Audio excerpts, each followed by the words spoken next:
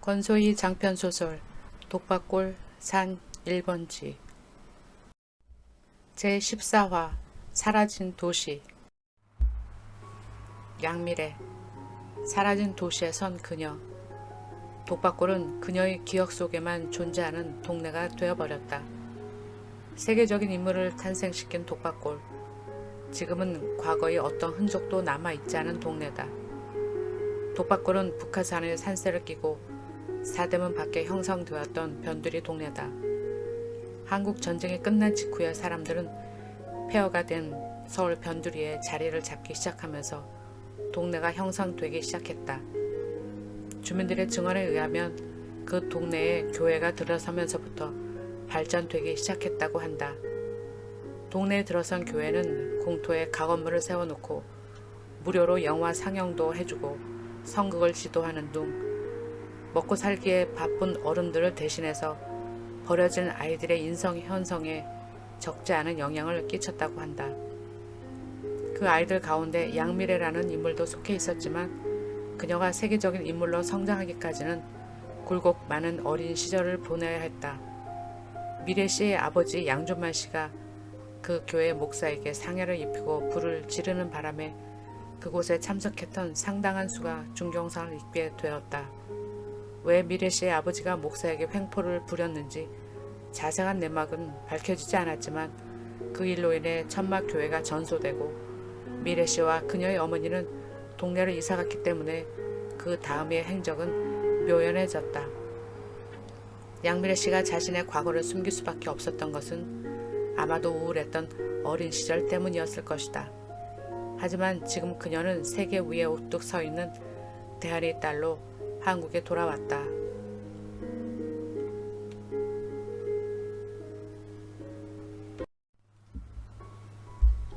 다음 날의 신문에 실린 나에 대한 기사는 좀 더 구체적이었다. 전날 장 기자가 호텔 로비에서 기다리겠노라고 했지만 응하지 않은 데에 대한 반응이었다. 물러서지 말고 수습해야 했다. 장 기자에게 전화를 걸었다. 양미래 씨, 전화가 오길 기다리고 있었죠. 아무튼 고마워요. 내가 양미래 씨 덕분에 이렇게 특종을 날릴 수 있었어요. 사람들의 관심이 대단하더라고요. 저더러 이런 기사는 어디서 구했는지 정보를 알려달라고 아우성이야. 내가 더한 기사가 3탄, 4탄으로 준비되어 있다고 말했어요. 만나죠. 지금 어디 계신가요? 그러지 않아도 지금 호텔에서 아침 식사를 하고 있는 중입니다. 같이 식사를 하시죠. 호텔 로비에 마련된 식당으로 내려갔다. 커피와 스크램블 에그를 접시에 담아 장 기자가 앉아있는 테이블로 다가갔다. 스푼과 포크를 싸고 있던 냅킨을 풀어서 무릎 위에 덮으며 무덤덤하게 물었다.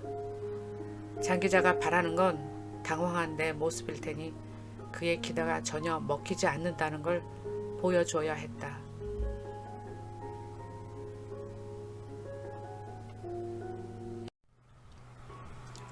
지나간 저에 대한 폭로로 얻어내려는 건 뭐죠? 돈인가요? 아니면 재미? 양미래 씨, 사람을 뭘로 보고 그런 말을 하시나요? 그건 나에 대한 모독이야. 그간 내가 알고 있는 정보를 전해주면 오히려 나에게 고마워해야 할 텐데 남의 성의도 모르고. 정보요? 당신 아버지가 어떻게 돌아가셨는지 또 그 화재가 났던 그 뒤치다거리를 누가 했는지 알아? 나는 입안에 넣은 음식을 씹지 못하고 꿀꺽 삼켰다. 입안에 넣은 음식을 씹어 넘길 수가 없었다. 그의 발언은 뜻밖이었다. 아버지에 대해 아시나요? 물론이지. 그 목사란 사람이 문제야. 실은 양미래 씨 가정을 그렇게 만든 사람이 목사가 아니었나? 죄송한데요. 그 이야기라면 더 이상 듣고 싶지 않습니다. 그렇게 자리에서 벌떡 일어난다고 될 일이 아니지. 찬우가 궁금하지 않나? 찬우요? 기억을 하고 있네. 하긴 그 이름을 잊으면 안 되지.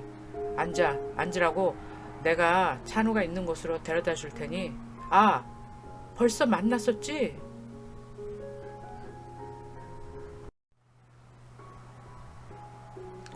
만나다니요?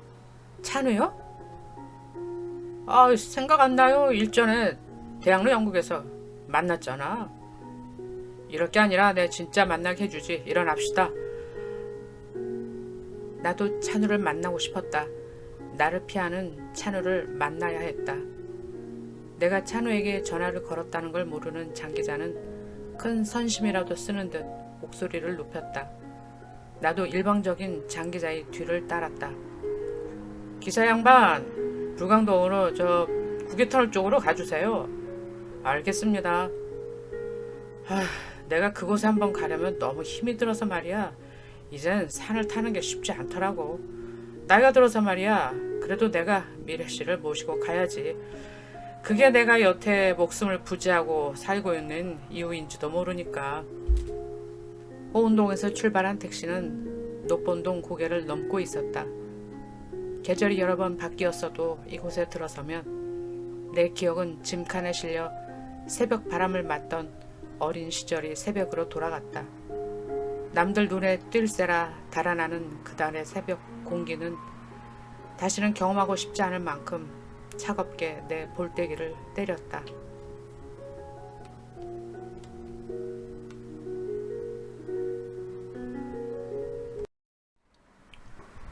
택시는 노본동을 지나 불광동 사거리에서 구기터널 방향으로 우회전을 했다. 독박골 많이 좋아졌지. 개발되기 전엔 이곳이 모두 개천이었는데 저기 모퉁이 돌면 예전에 미래항에 살던 집터가 있을걸? 한번 들어가 보지 않겠어? 아저씨, 여기서 세워주세요. 불광 제6구역 주택 재개발 지역. 우리 집으로 들어가는 골목 모퉁이엔 공사를 알리는 간판이 세워져 있었다. 그 간판을 끼고 골목 안으로 들어섰다. 황망했다. 몽땅 사라졌다. 내가 살던 집도, 아이스크림을 사 먹던 슈퍼마켓도, 레슬링을 보던 만화방도, 실력 없는 목수를 불러 얼기설기 너와 집처럼 슬레이트 지붕을 얹고 그 아래서 동네 여자들은 저녁 때가 되면 밥 짓는 연기를 올렸다. 밤이면 달빛 아래 지붕들이 머리를 맞댔다. 그랬던 집들이 싹 사라졌다. 가슴이 메어졌다. 마치 죽은 사람을 대한 것 같은 상실감에 견딜 수가 없었다. 올망졸망 머리를 맞대었던 지붕들은 흔적은커녕 자취도 없이 사라지고 땅을 갈아버린 포크레인은 시치미를 뚝 떼고 있었다. 다들 어디로 간 것일까? 너무 늦게 왔다. 이렇게 동네가 사라질 줄은 몰랐다. 도시는 버림받기만 하는 게 아니라 세상에서 삭제될 수도 있었다. 옛 흔적을 잃어버린 도시는 사람처럼 사망 선고를 받은 거나 마찬가지였다. 이제 머지않아 그나마 남은 기억들마저 퇴색되고 말 것이다. 헉, 나는 그만 땅바닥에 털썩 주저앉고 말았다.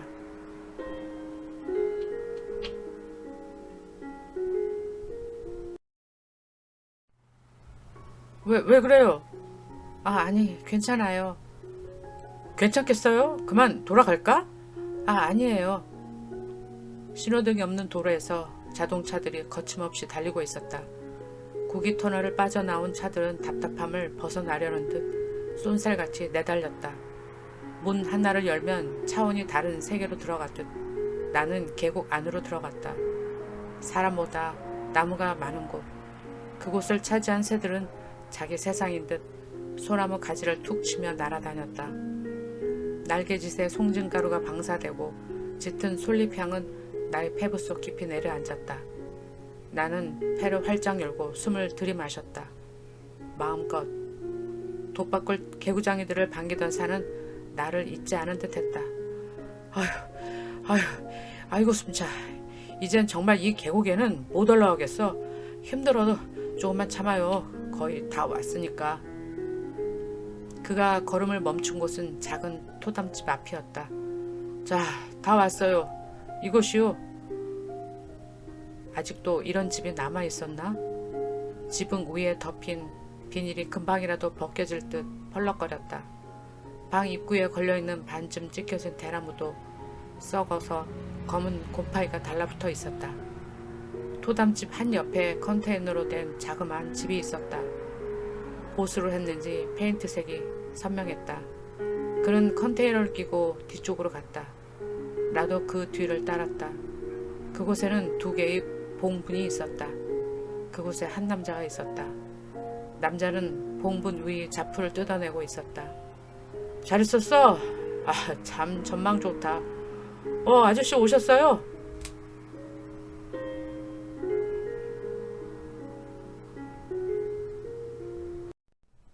찬우였다. 마치 현실에 존재하지 않는 가공인물이 영화 스크린을 뚫고 현실 밖으로 걸어 나오듯 찬우가 꿈속처럼 내게로 다가왔다. 어릴 적 모습을 기대했던 건 욕심이었다. 나는 그를 몰라봤다. 그동안 환상 속에 살아왔었다. 내가 원했던 사람을 꿈꿔왔다. 내가 그렸던 건 허상이었다. 모자로 가릴 수 없는 화상 자국이 있는 남자에게서 나는 찬우의 모습을 더듬었다.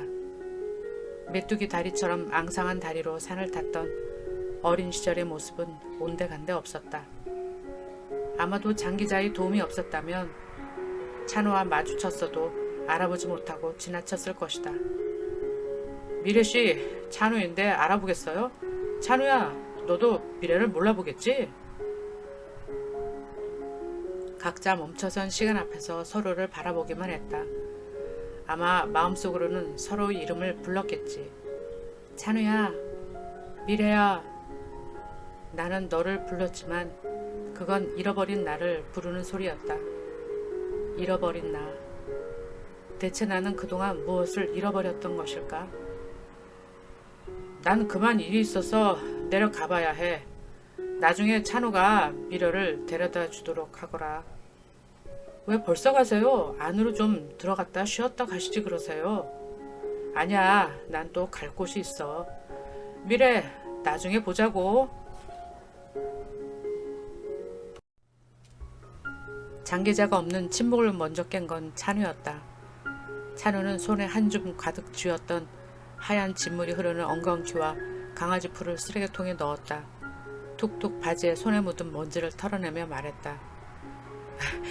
내가 사는 집인데 형편없지? 실은 이것도 헐려야 하는데 하도 버티고 있으니까 시에서 산속에서 등산객들의 안내를 맡으라고 특별히 배려를 해주었지. 내가 이 계곡의 해설가야. 내가 이곳에서만도 벌써 몇십 년을 살았잖아. 이 산속 지리를 나만큼 아는 사람이 없거든. 그래. 그런데 솔직히 널 몰라봤어.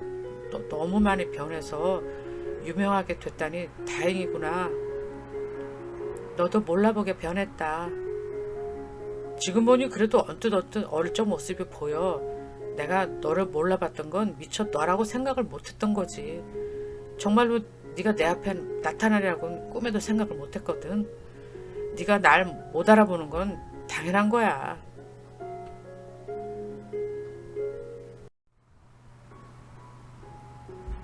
장기자는 황급히 계곡 아래로 휘적휘적 내려갔다. 그의 뒷모습은 점점 작은 점이 됐다. 장기자가 사라지고도 한참 동안 우리는 입을 떼지 않았다. 나는 돌아왔다. 떠나고 싶었던 곳으로.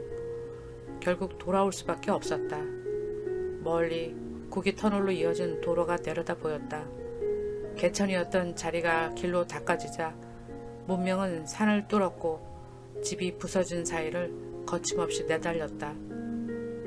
산이 뚫린 곳에는 동그란 터널이 생기고 집이 허물어지자 그곳에서 살던 사람들은 전부 터널 속으로 빨려 들어갔는지 지금은 흔적조차 남아있지 않았다.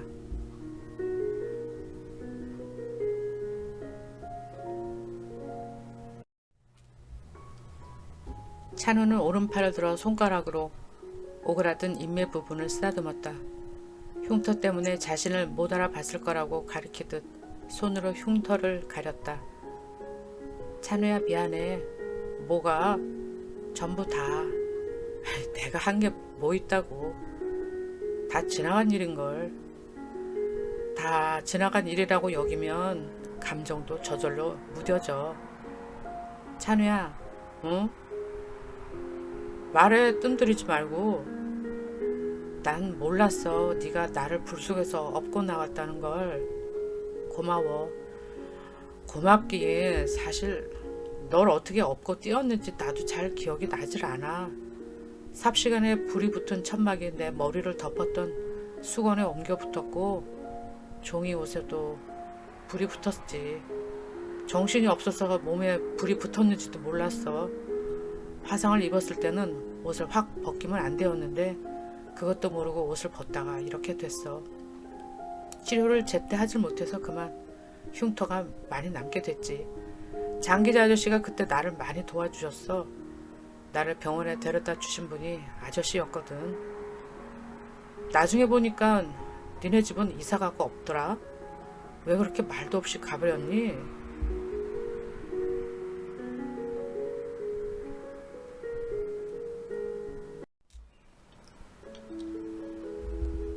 날 찾았니? 소식이 궁금했었지. 난 네가 연극 배우가 될 줄 알았어. 극단에 있으면 혹 널 만날 수 있을까 기대했었어. 언젠가는 널 만나게 될 거라고 생각하고 극단 주변을 맴돌았어. 그래도 그렇지 훌쩍 그렇게 떠날 수 있니? 그러게 연락을 할 형편이 안 됐어. 정신이 온전치 못한 엄마가 결국 약도 제대로 써보지 못한 채 돌아가셨어. 혼자 살기엔 이 세상은 너무 넓고 버겁더라. 엄마가 돌아가시지만 않았어도 생활이 좀 달라졌을까? 아마 그랬겠지. 그럴 줄 알았으면 독박골을 떠나는 게 아니었는데 엄마랑 야밤에 독박골을 떠나 다른 곳에 살아도 어김없이 봄은 오더라. 무심하게도 꽃이 피다가 때가 되면 저절로 졌지. 여름은 나를 자라게 했고 가을은 나를 어른이 되게 했는데 그럼 지금 결혼은? 결혼했다가 지금은 혼자야. 미군이었던 전 남편 릭 플린을 만난 건 어쩔 수 없는 선택이었어. 나는 그가 복 많은 부천 캠프 근처에서 일을 했거든. 복무 기간이 끝나고 남편 따라 미국에 쫓아가긴 했는데 그리곤 곧 이혼을 했지. 그 다음부터는 끝이 보이지 않았어. 구차하다는 생각도 원망도 앞날에 대한 희망도 차라리 아예 포기하는 게 마음은 편하더라. 그래 양미래라는 인물은 이제 잊자. 그렇게 말이야.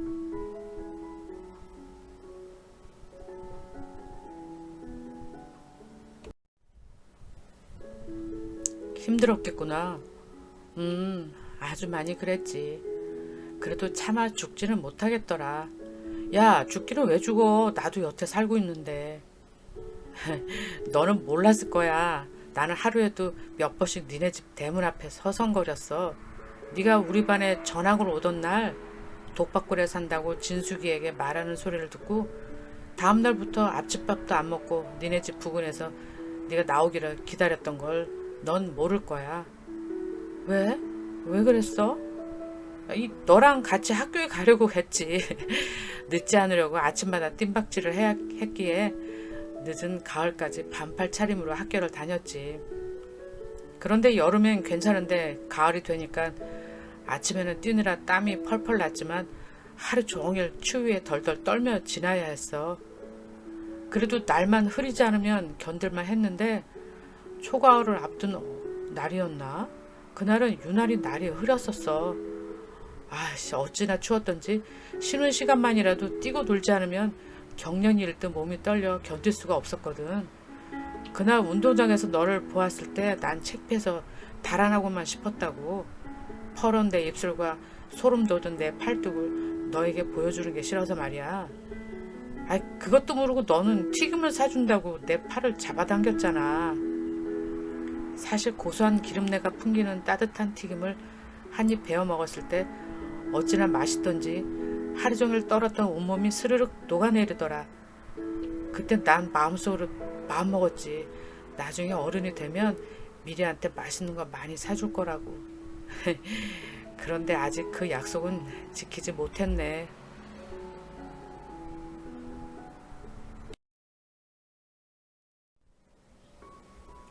그깟 튀김이 뭐 별거라고. 내가 너네 집에 국수를 사러 매일 갔던 거 생각나니? 국수? 너를 보러 일부러 너네 집으로 국수를 사러 갔었어. 엄마는 유리문이 달린 방에 대주시장에서 기름을 떼다 팔았다. 큰 통에 담긴 참기름, 들기름, 식용유를 국자로 한 옵씩 퍼서 작은 병에 나눠 팔았다. 우리 집 식구들은 누구나 다 기름을 팔 줄 알았다. 엄마가 집에 없어도 바카스 병에 담아주면 500원을 받았고 소주병에 기름을 퍼줬으면 750원을 받았다. 나와 결혜는 기름을 담을 병을 줍기 위해 가게와 약국을 돌아다녔다. 바카스병, 소주병, 정종병, 맥주병. 병이란 병은 죄다 걷어다 우물물을 퍼서 병 속을 씻고 말렸다. 기름은 조금씩 팔려 나갔고 그 푼돈으로 엄마는 반찬거리를 장만했다. 기름만 팔기는 부족했는지 엄마는 시장에서 말린 국수도 가져왔다. 가는 국수와 굵은 국수 두 종류를 팔았는데 가끔씩 엄마는 팔아야 할 국수를 우리에게도 끓여주었다. 펄펄 끓는 국수에 섞여있는 마른 멸치는 성가셨다. 성급하게 멸치를 건져내느라 뜨거운 국물에 손을 대기도 했다. 나는 엄마가 끓여주는 국수를 좋아하지 않았다. 외할머니의 음식 솜씨를 닮지 않은 엄마의 음식은 뭐가 빠진 듯 맛이 없었다.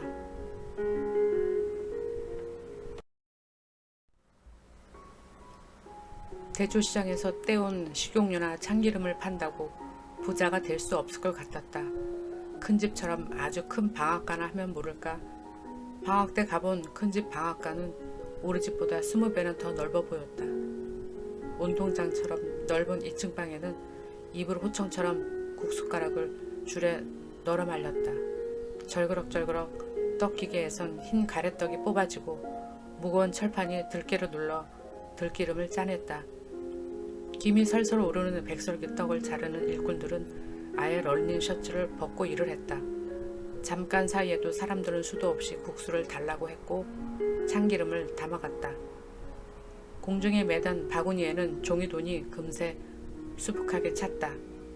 큰엄마는 침을 발라가며 종이돈을 셌다. 큰아버지는 큰 목소리로 일꾼들에게 지시했다. 큰아버지가 그렇게 꽥꽥 소리를 지르지 않으면 곧집 받는 기계 소리에 파묻혀 들리지 않았다. 큰아버지의 목청은 기계가 돌아가면 갈수록 더 커졌다. 난 돈이 많은 큰아버지가 자주 우리 집에 들렀으면 좋겠다는 생각을 했다. 용돈이 떨어지면 큰아버지 생각이 간절했다. 돈 맛을 깨닫게 된다는 건 어른이 된다는 신호이기도 했다.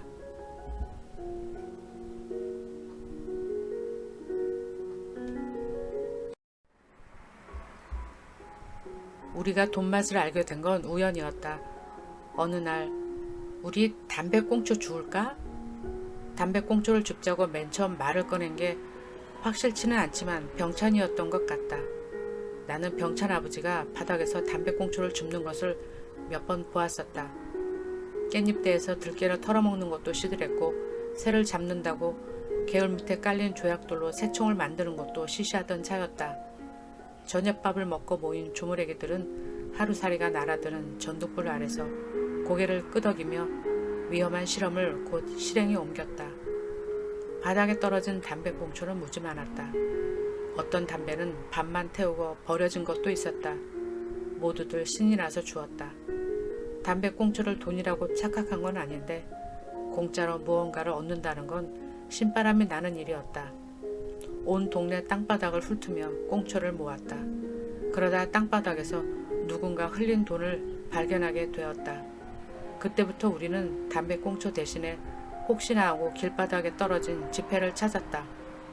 하지만 행운은 단 한 번뿐이었다. 돈은 쉽게 발견되지 않았다.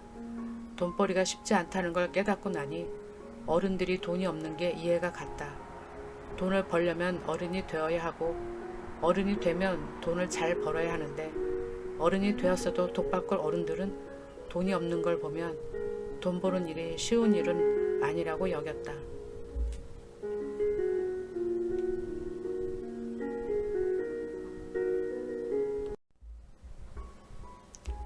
야, 우리 불 한번 붙여볼까?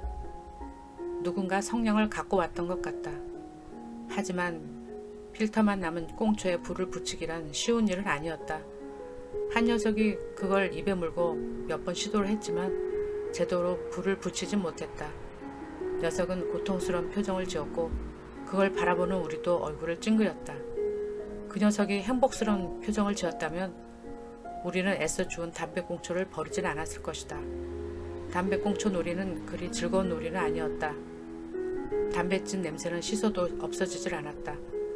더럽고 지저분한 놀이는 얼마 못 가 그만두었다. 그러나 장난은 거기서 끝난 게 아니다. 어른이 없는 빈집은 놀이를 위한 최상의 장소였다. 나는 애들을 끌고 외갓집으로 갔다. 외갓집을 종종 이용했던 건 할머니는 멀리 사는 딸 집에 가느라 가끔씩 집을 비우곤 했었다. 잠도 잊은 우리들은 늦은 밤 외갓집 담장 아래 모였다. 우리는 잔꾀가 가득한 눈망울을 굴리며 손으로 킥킥 웃음을 가렸다. 도둑 고양이처럼 부엌으로 들어갔다. 내가 쌀을 퍼서 냄비에 담고 그 위에 설탕가루를 솔솔 뿌려 아궁이 연탄불에 녹이는 동안 녀석들은 대문 밖에서 망을 보았다.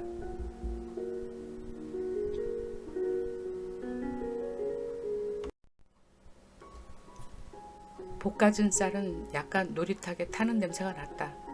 고소한 냄새가 풍겨지면 망이고 뭐고 부엌에 모여 숟가락으로 설탕이 범벅이 된 생쌀을 입에 넣었다. 쌀은 익지도 않아 생쌀 그대로였다. 그래도 오독오독하게 씹히는 맛은 아주 고소했다. 모두 공범이 된 우리는 표가 나지 않게 깜짝같이 처리를 했다. 냄비를 수세미로 닦아놓고 쌀을 푼 자리가 표시 안 나게 손으로 편편하게 헤쳐놓았다. 설탕통은 원래 있던 그 위치에 그대로 놓았다. 다행히도 시골에서 돌아온 외할머니는 아무런 낌새를 차리지 못했다. 설탕통 위치가 반대로 바뀌어 있던 것도, 쌀이 한 바가지나 퍼 없어진 것도, 냄비가 약간 거뭇해진 것도 전혀 눈치채지 못했다. 우리가 빈집에서 들깨처럼 서로의 성기를 꺼내놓고 가까이서 들여다보았다는 것도 비밀에 붙였다. 똥개 흉내를 낸다는 건 우스운 짓이지만 놀이에 빠져들면 앞뒤를 죄지 못하는 법이다. 하지만 서로의 성기를 구경만 했을 뿐 개처럼 어쩌지는 못했다. 혹시라도 암놈과 순놈처럼 떨어지지 않고 딱 붙어버릴까 겁이 났었다.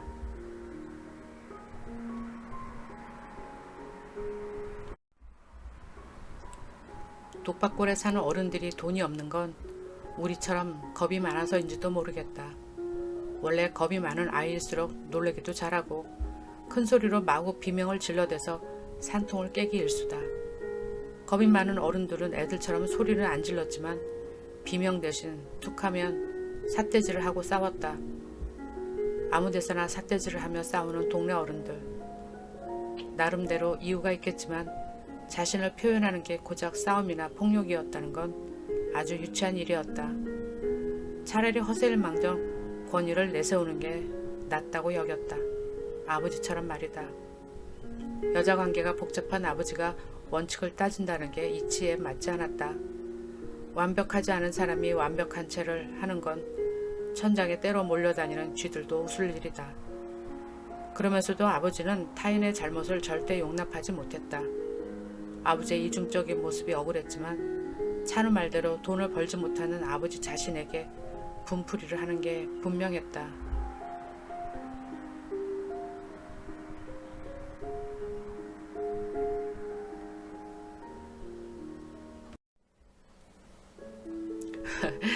이거 옛날 생각나네. 네가 내 부인이었잖아. 그때 내가 얼마나 곤란했는지 아냐? 희옥이랑 너랑 부인을 2명씩 데리고 사느라고. 아유, 그건 소꿉놀이였잖아. 어쨌든 게다가 하는 일이라고 맨날 밥만 먹고 잠만 자래. 애들 소식은 알아? 병찬이랑 희옥이. 희옥이는 지금 시장에서 장사해. 봤어. 납작만두를 팔고 있더라. 대주시장에 갔었구나. 희옥이 남편이 일찍 죽었지. 병찬이는 알코올 중독자가 돼서 회상 불능이야. 친구들이 돈을 모아 트럭을 사줬는데 그것 몰다가 사고가 나서 세상을 일찍 떴어. 간혹 독박골에 어울리지 않게 성공한 친구들도 있는 모양인데 그 친구들은 자신들이 독박골에서 자랐다는 걸 밝히지 않지. 어린 시절에 가난했던 게 우리 잘못도 아닌데 말이야. 굳이 숨길 이유는 없을 텐데. 이런 동네에서 성공했다면 그게 더 대단한 거 아니야? 글쎄, 사람마다 가치관이 다를 수 있으니 이곳이 부끄러울 수도 있을 테지. 너는 자랑스러워 이것을 떠나지 않았니?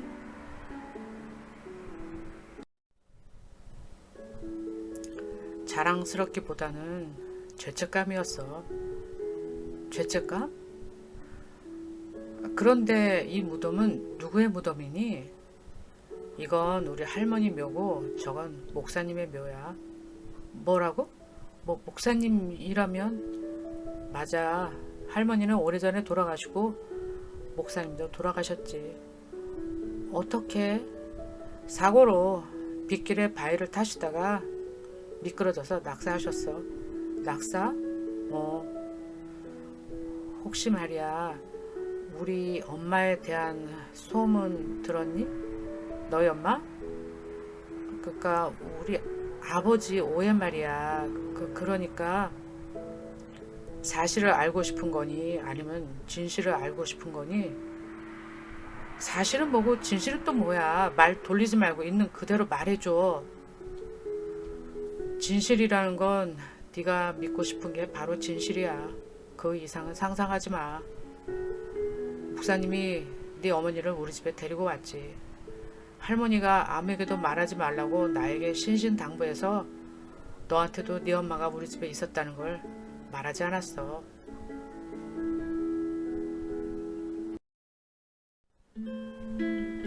그땐 우리 모두 어렸잖아. 어른들에게서 이상한 낌새가 풍겨도 반박할 수는 없었지. 어렸으니까. 어리니까. 그런데 어린 나이에 공기처럼 맡아지는 어른들의 수상한 행적은 지울 수 없는 고통이야.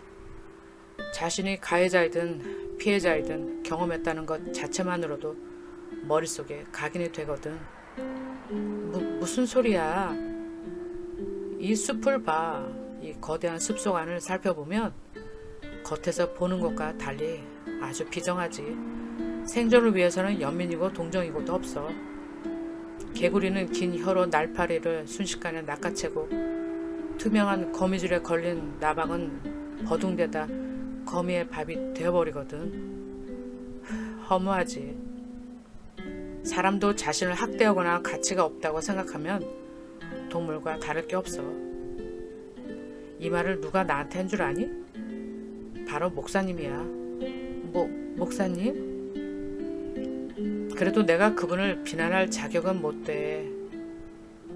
찬우의 표정은 화상 흉터만큼이나 일그러졌다. 오늘은 이 말 하는 게 좋겠다. 데려다 줄게. 계곡 아래로 내려가자. 그날 나는 계곡을 떠나지 않았다. 찬우의 이야기가 시작됐기 때문이다.